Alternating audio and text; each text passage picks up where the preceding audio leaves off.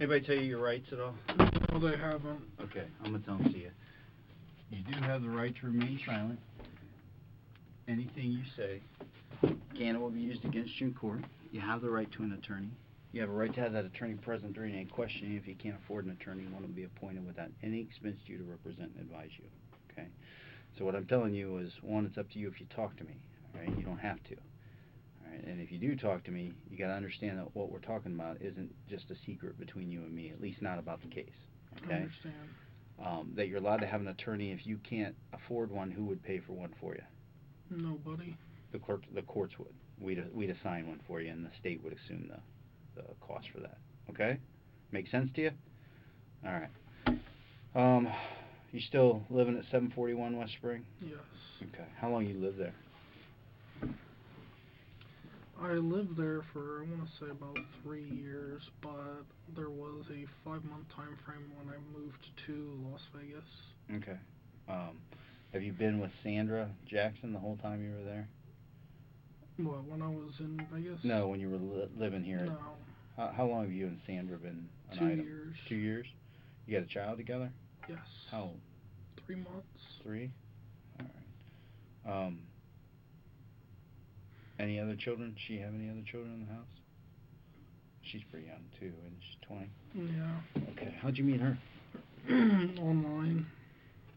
Is that what brought you back home, or you were already back home when you met her? I was home when I met her. She came to visit, and we fell in love, and I just wanted us to get away from the scenery and stuff like that. There were no IT jobs here in town, so I moved to Vegas, hopefully for what I thought would have been a better life, but things wasn't working out there. Pahrump was a 2-hour drive from Vegas, and there was no jobs in Pahrump, so I was kind of moved there thinking I was going to get a job and everything was going to be good, but it being 2 hours away from Vegas, and Vegas is where all the jobs were, and the cost of living out there is crazy high, so I pretty much just said hell with it and came back home. Your mom and dad, were they living up in Pandora for a while? I honestly don't know. Where did you go to school at? High school? No, I'm a senior. Okay. I graduated right before they tore the old one down. Okay. What year was that? 2003. Okay, so it's been a while ago. What in the heck? What went on between you and Sandra that night? We have Alex, our daughter, is colicky and stuff like that, and it's been hell on both of us, and this is like almost a daily argument that we would have about who takes care of her and what time, and we were in the middle of transitioning between I stay up all night and then she takes her and I take care of Alex at night, and then I go to bed, and when Sandra wakes up and she takes care of her, Sandra said, well, why don't we every other time she needs fed and stuff, that parent go up, and we agreed to that and stuff, but I had a severe migraine going and stuff like that. It's been going on for like 3 to 4 days prior, and she woke me up and told me that I needed to help. She's my daughter too, and all of this stuff, and then it migrated from that. She doesn't like my mom. I can't say I don't like my mom, but I don't agree with the way my mom treats Sandra. So there's like a lot of tension there, and Sandra mentioned something along the lines of, yeah, well, my family and stuff like that would take care of Alex and stuff, and that's pretty much how the argument went, is she implied that she was going to take Alex and leave the state, right? And I got in Sandra's face and I says, you're not going to take my fucking daughter out of the state and stuff, not without my permission and stuff like that. You can't. It's both parents and stuff. She's a resident here, and if you take her, I'm filing charges against you. And that argument happened and stuff like that, and I told her, it's like, I'll just fucking evict you, and you got 30 days to get the fuck out, and you're not taking Alex with you. I slammed the door when I left and went into the living room. And, she was crying and stuff like that, and I was trying to calm down and stuff. I had all intentions to go in there and, say sorry that, the argument happened and I threatened to kick her out and stuff. And, I heard a knock on the door, and I answered it, and it was the cops, right? Mm-hmm. And, the cops asked me what was going on. I told them. One of the officers stayed with me to question me, and the other one went to go talk to Sandra. At that time, the living room's right here. My mom's bedroom is off in this corner, and my bedroom is back there. So they go back to talk to Sandra, and my mom comes out, and doesn't know what's going on. She just sees the cops and hears the commotion, and she's like, well, who called the cops and all this stuff?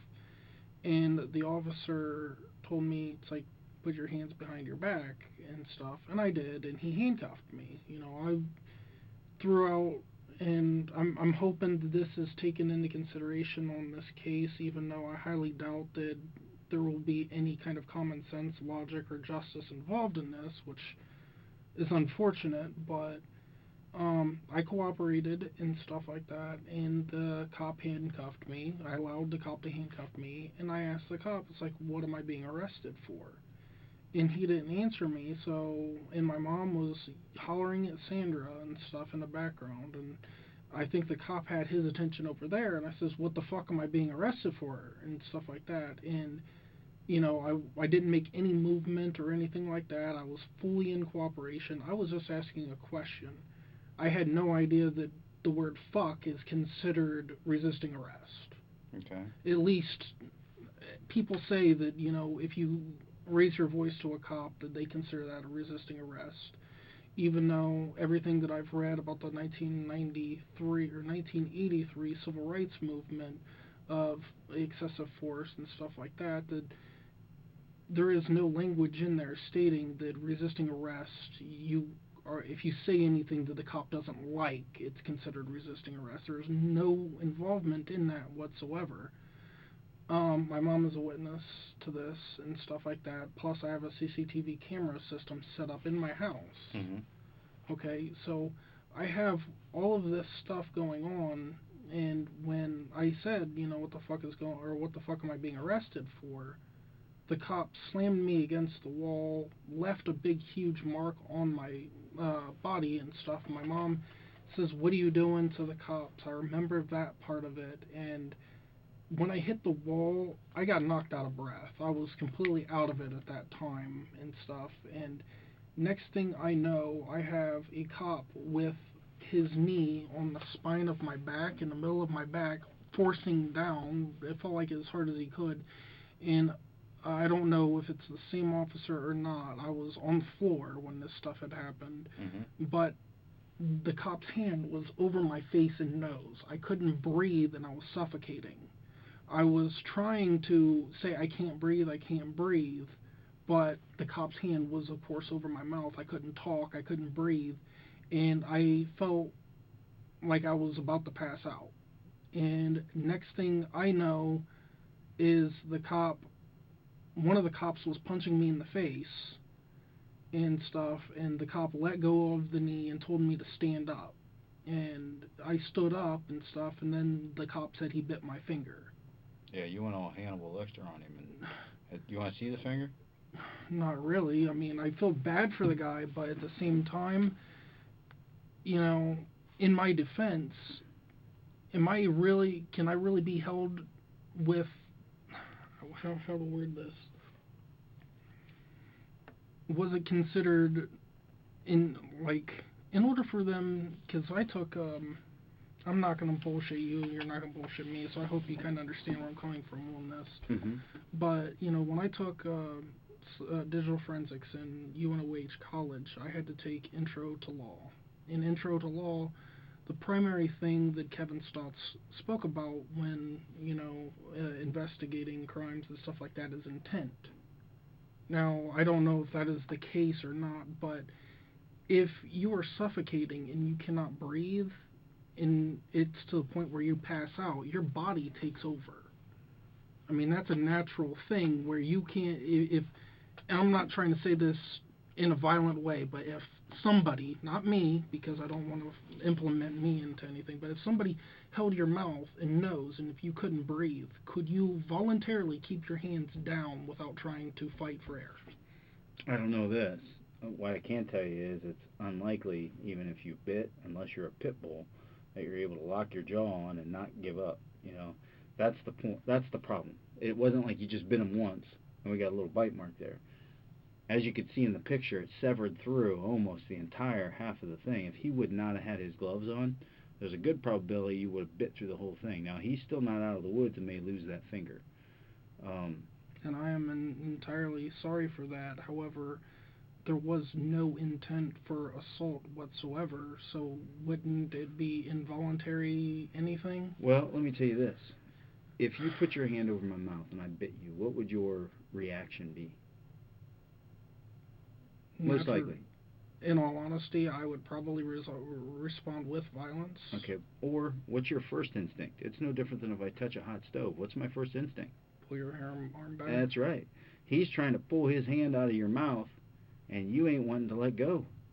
In fact, one of the officers punched you in the face as you got the other officer's finger in his mouth, and you're still not letting go, so that's why he had to punch you again somewhere in the neck. So they are saying that they were being violent to me. They said that they were struggling with you, yeah, absolutely. They said that you were being violent. In fact, the whole reason they were taking you into custody, as Sandra said, you pushed her up against the wall, grabbed her around the throat, choked her, put your hand back like you were going to punch her, and said, I'll hit you. She said you didn't punch her. No, I didn't punch her. I do admit that I did say that, do you really want me just to straight up punch you? Because that is when she threatened to take my kid away. I wasn't going to punch her and stuff like that, but yes, so that did happen. Now, what probably happened after the police were called, and they showed up, you're already pissed off at Sandra, all right? You already had this to where, you didn't beat her down or anything. My mom could verify what happened and stuff, and when she told me, because I was completely out of it, I passed out during all this stuff, or blacked out. When I couldn't breathe, that was kind of like lights out for me. I admit I was not in control of myself.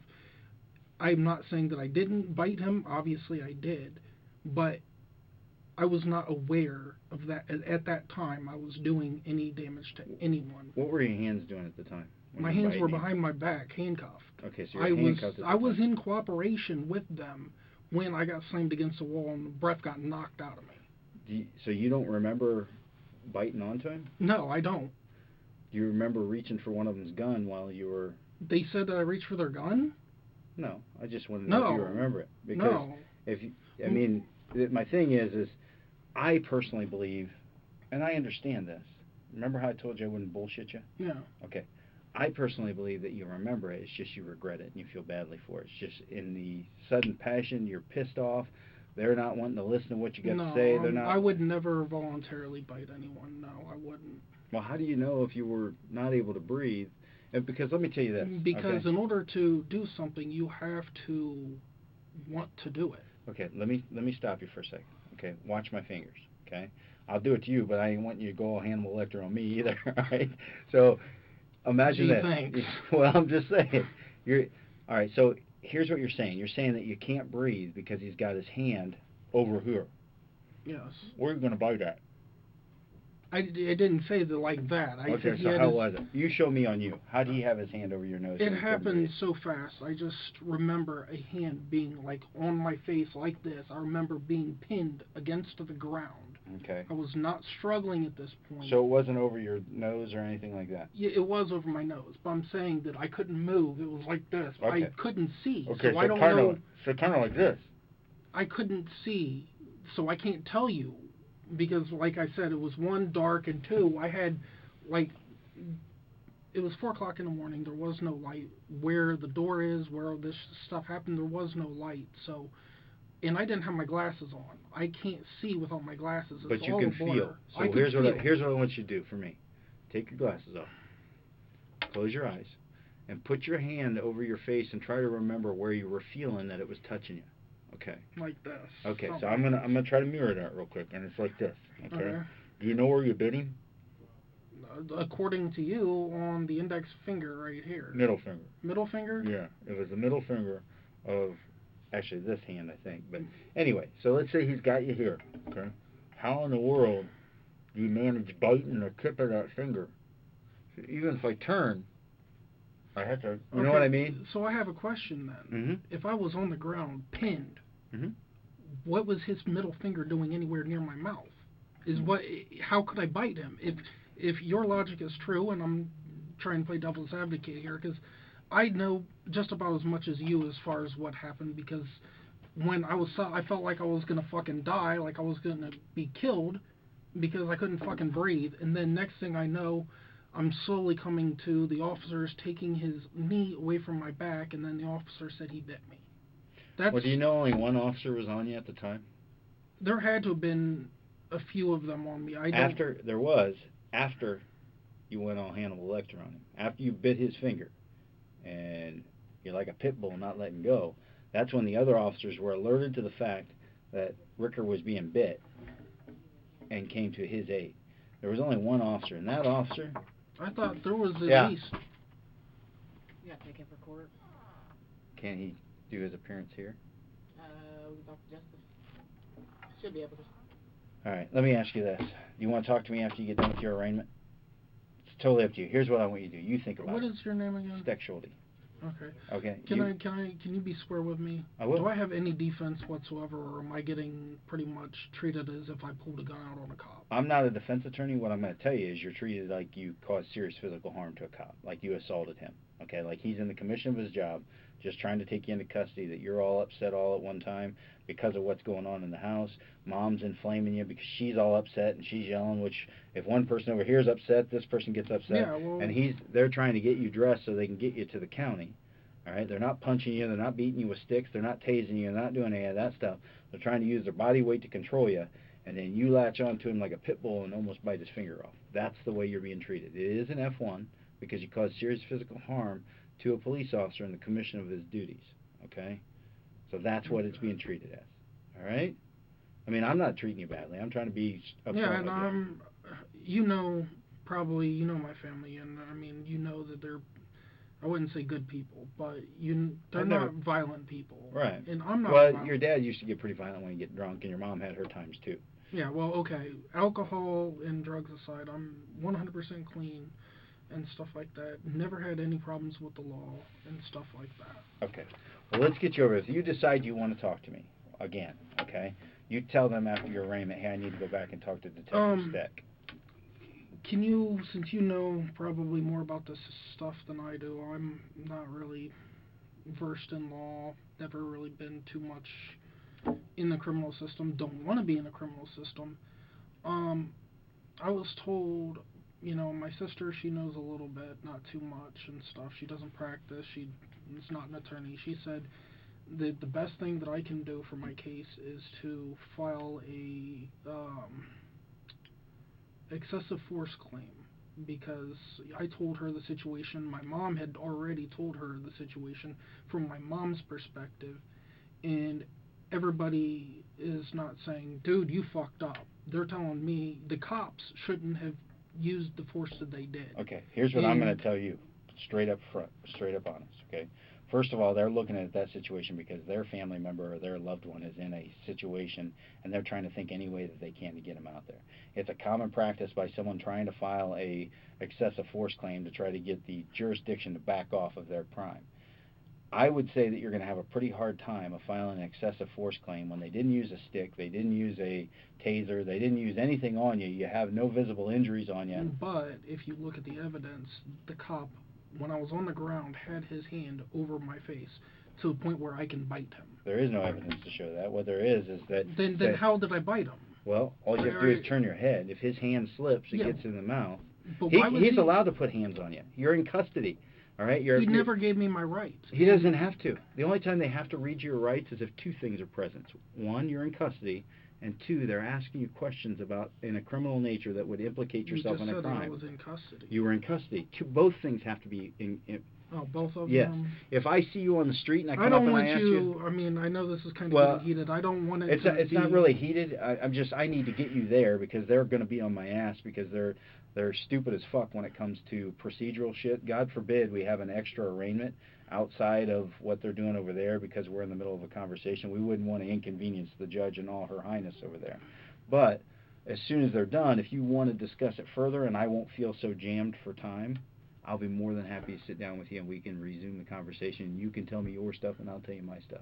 Okay? Sound fair? I'm not, I mean, yeah, I understand, but I just don't understand how talking is going to help my case right now. It might not. It really might not. I mean, if I'm a defense attorney, I'm going to tell you, hey, don't ever talk to the police.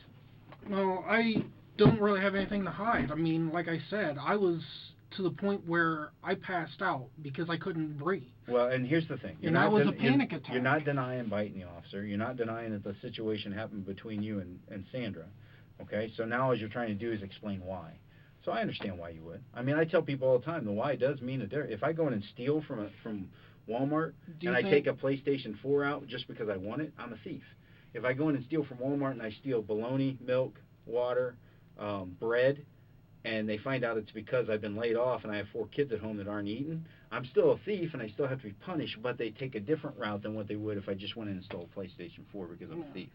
Okay? I understand it, but what I'm looking at, though, is kind of a different perspective where, kind of wrap it up, but I kind of feel as if I was in a situation where I got into a car accident because of black ice. And I'm being treated as if I just decided just to straight up just go on a ham spree and murder someone. Again, you didn't just... The intent. Again, you didn't just bite somebody loosely and then they go ow and you let go. You bit them and locked onto them like a damn pit bull. And that's how you bit all the way through that fucking finger, all right? Excuse my language, but to the point where they had to beat you off of him. That's where the issue is, okay? I don't understand how they can say that they didn't use force. They did use force. They wasn't trying to suffocate me whatsoever. Can I tell you this? If an officer or somebody's going to try to suffocate you, especially with your fingers behind your back, they're just going to latch onto you around your neck and just start, boom. All he was trying to do was keep you under control because you were starting to get upset. And you were getting upset because he didn't hear you. That was your own words. And you finally said, what the fuck?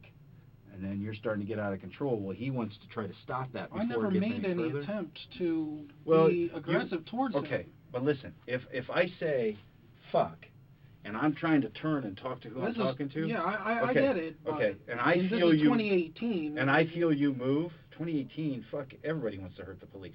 They all fucking hate the police. Yeah, but in their defense, not all cases are the police wrong, but in most cases, like I'm not sure you're familiar with the swatting incident that happened. Well, not even 3 or 4 months ago, a cop was upset, or not upset, but scared on his job, and a SWAT attack happened, and somebody was killed in that SWAT attack. Yep, that's why they're so against swatting. Yeah, because that was going to happen, and that actually happened.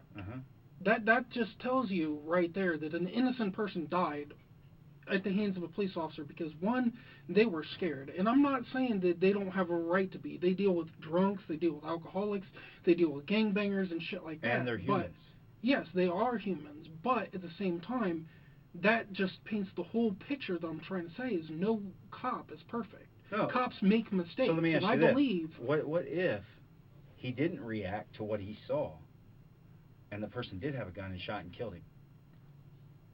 Whose fault is that then? Now, what comfort do we give to the family of the cop that because he's not allowed to react like other people would? I just believe, I have all respect for law enforcement. I just believe that, in some cases, they do make mistakes, and I believe that those mistakes shouldn't be pushed off to the side and be like, oh, okay, well, he's innocent, we're just going to just press this issue. I agree. Now, if you're on the ground and they're kicking you 15 times while you're handcuffed, that's one thing. You weren't. They were trying to use their body weight to hold you down, whether it be hand over the face or whatever it was. Yeah, but and you latched onto them. You don't have the right to do that. What you had the right to do was, they're not answering your questions. Just lay there, cooperate, relax. I couldn't breathe, though. I mean, that's if the you point. could yell, you could breathe. I couldn't yell when I was on the ground. All right. Well, you wouldn't have been taken to the ground had you not given reason to take him to the ground. I don't believe that fuck is enough reason. That wasn't. to You say- didn't just stand here like this and go, fuck.